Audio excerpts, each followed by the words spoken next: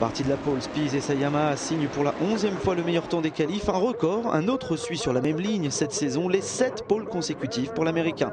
Et Haga, dans tout ça, le japonais part lui 10e sur la grille. Avant même le départ, Haga est déjà en danger. Il faudra cravacher dur pour espérer revenir sur Spies. Mais ça fonctionne, 7e après le premier tour, 6e ensuite, puis 5e au 6e tour de course, jusqu'à l'incident de cette manche.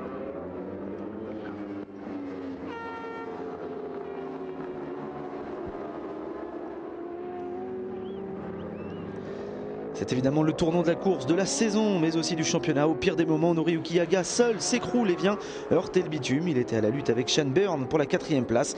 Excès de confiance peut-être, en tout cas incompréhension. Haga et son team sont déçus, c'est plutôt logique. De son côté, Ben Spies domine largement cette course de Portimao et bien sûr a été informé rapidement de la chute de son rival numéro 1.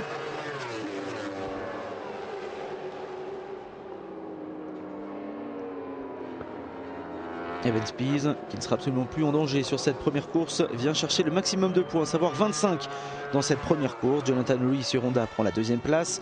Le podium est conclu par Max Biaggi, l'Italien d'Aprilia 3e. L'équation est donc simple, tout a changé. 10 points suffisent maintenant à Spies pour être sacré sur la 2e course du week-end.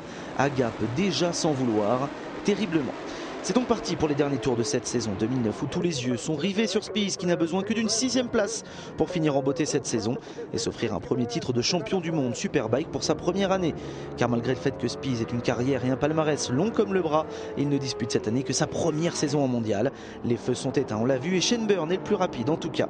Quasi rien à signaler sur cette 2e course, hormis pour l'honneur le dépassement de Haga sur Spies pour la 5e place.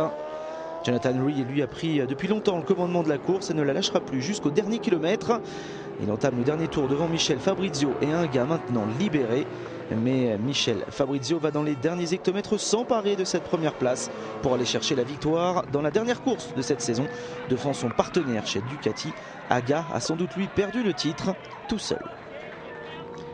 Haga attendra pour s'imposer dans un mondial. Poulidor de la moto, il s'inscrit dans le top 5 du Superbike pour la 7e année consécutive.